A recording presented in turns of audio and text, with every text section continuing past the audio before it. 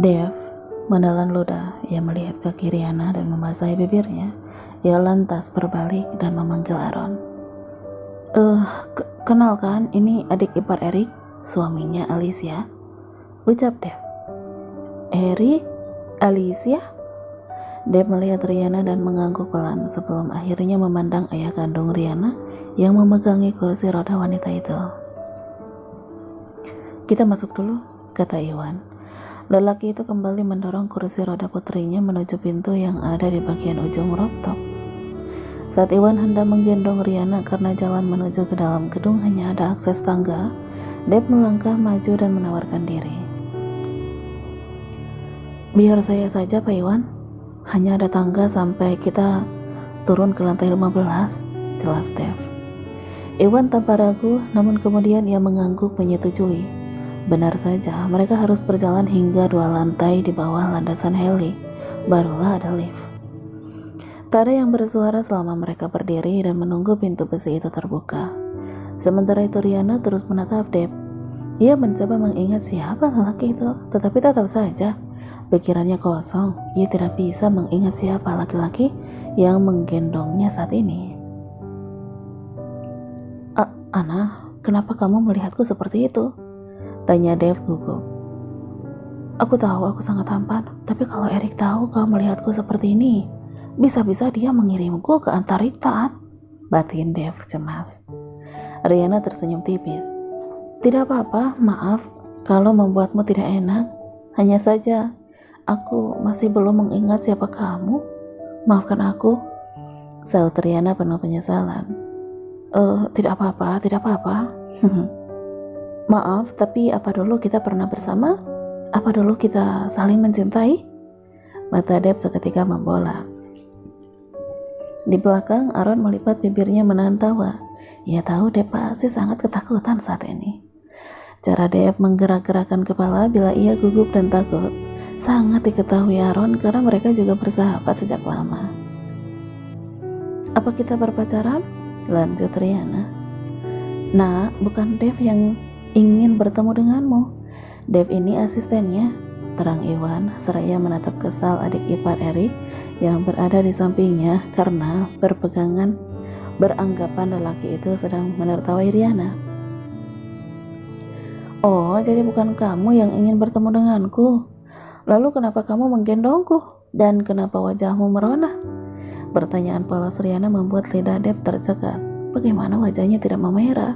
Kalau dari posisinya sekarang, ia bisa melihat dengan jelas belahan dada Riana, serta sempulan gundukan menggoda di balik blus merah yang sedikit terbuka. Wajahku merah ya? Mungkin karena aku harus turun tangga sambil Jujurlah, apa kita terlibat cinta segitiga? Aaron tidak tahan lagi. Setengah mati ia menahan tawa dan menjepit hidungnya sendiri. Tapi masih saja tawanya lolos dari sela-sela bibir. Iwan sendiri pun menggigit bibirnya. Ekspresi shock Dev dan wajah polos Riana yang terlihat dari pantulan pintu lift yang tertutup sedikit banyak mengocok perutnya.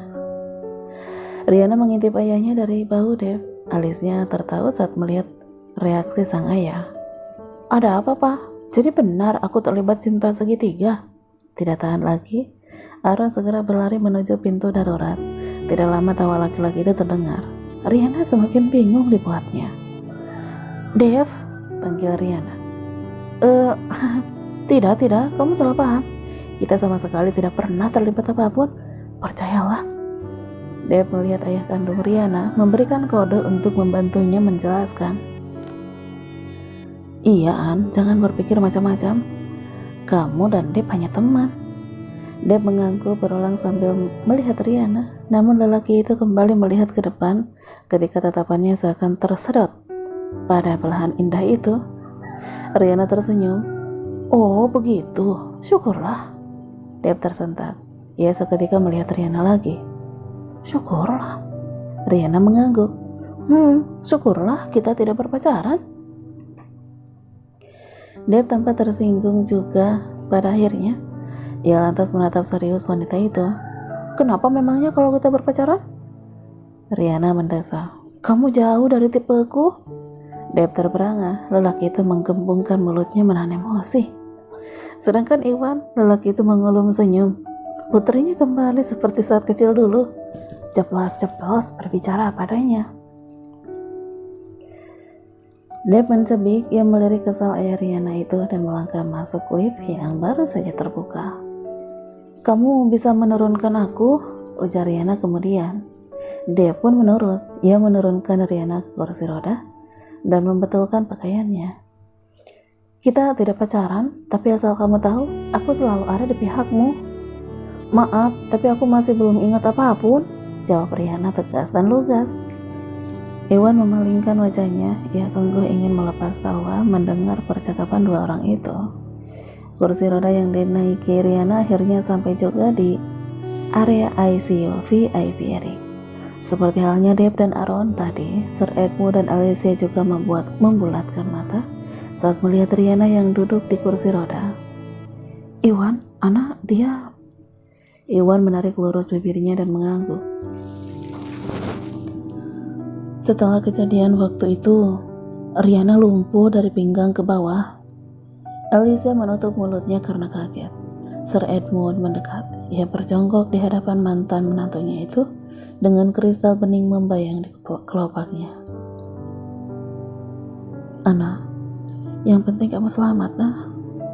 Riana menatap polos lelaki tua di hadapannya, lalu melihat ayahnya. Beliau Sir Edmund, nah, dia ayahnya Eric yang ingin bertemu denganmu," jelas Iwan. Sir Edmund memandang Iwan dan Riana bergantian, matanya melebar bingung. "Riana hanya bisa mengingat masa-masa sebelum dia SMA," jelas Iwan. Sir Edmund tidak dapat menahan air matanya. Dia lantas memeluk mantan menantunya itu dan menitikkan air mata di bahu Riana. Riana tampak canggung ketika mendapat pelukan tiba-tiba. Dengan ragu, wanita itu mengangkat tangannya untuk mengusap punggung Sir Edmund. "Mami?" Alis Riana terangkat. Matanya tertuju pada seorang bocah laki-laki yang tiba-tiba berteriak dari strollernya sambil tersenyum lebar padanya. Kaki pendeknya tampak lucu saat berusaha menggapai lantai. Wajah Riana menjadi cerah kalau melihat Evan. Ia terkikik saat melihat usaha bocah itu untuk turun dari kereta dorong.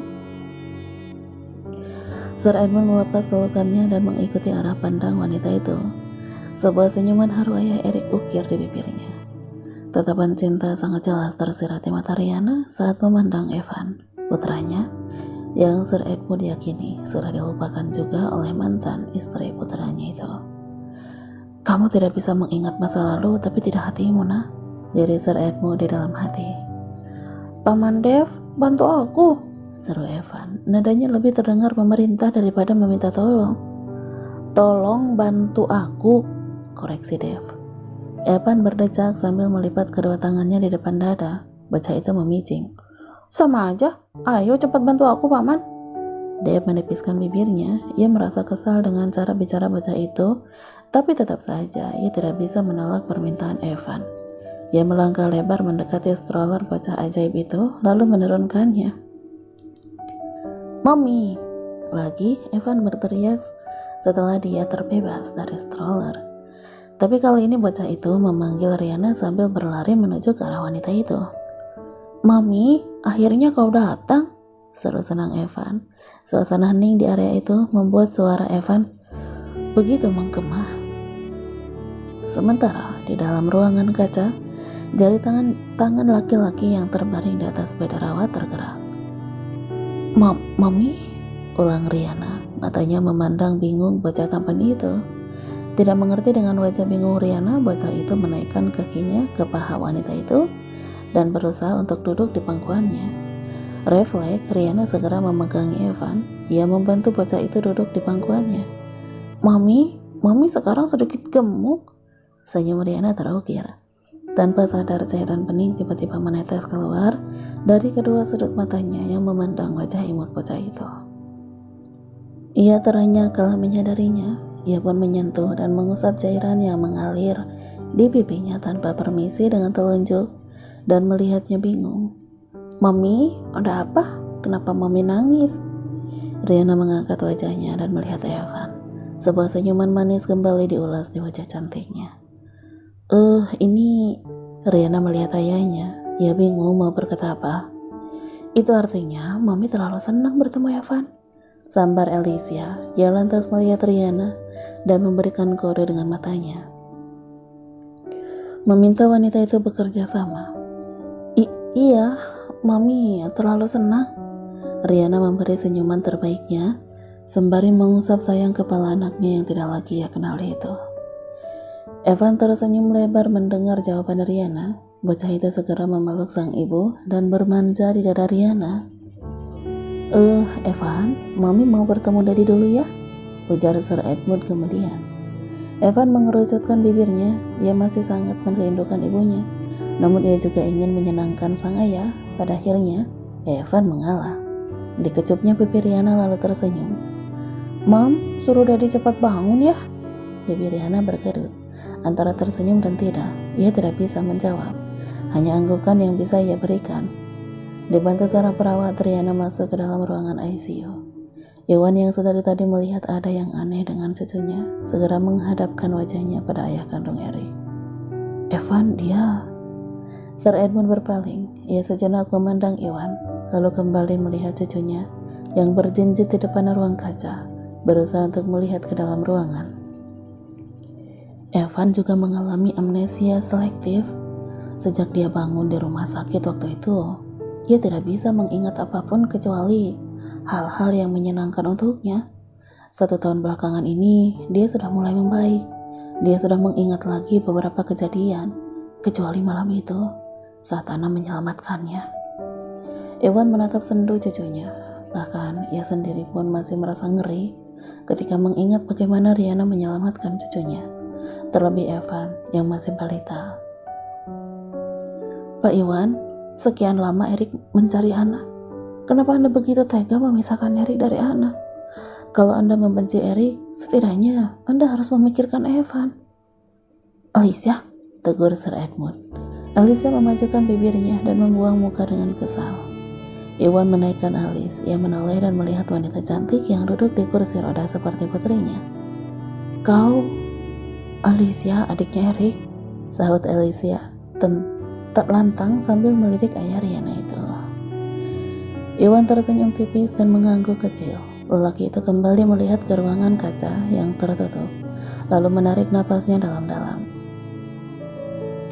Anak koma selama 1 tahun 3 bulan. Iwan memulai ceritanya. Lelaki itu kemudian membalikkan badan dan duduk di kursi tunggu. Sir Edmund, Dave, Alicia, juga suaminya terperangah. Terlebih Alicia, wanita itu menunduk merasa bersalah. Waktu anakku Bobby menyelamatkannya, keadaan Ana sudah cukup parah. Bot karet yang ia gunakan untuk menangkap tubuh Ana saat jatuh ternyata tidak cukup tebal, dan akhirnya tubuh bagian atas Ana terbentur karang. Aku dan Bobby membawanya ke rumah sakit di Jerman. Setelah pertolongan pertama di rumah sakit, para dokter pesimis bahwa Ana akan selamat mengingat pendarahan di kepala dan dada Ana lumayan parah juga. Beberapa tulangnya patah. Iwan menceda ceritanya. Ia menghapus air mata yang mendesak keluar dari kelopaknya. Sir Edmund, Alicia, dan suaminya serta Dave tidak bisa menyembunyikan keterkejutan dan kesedihan mereka.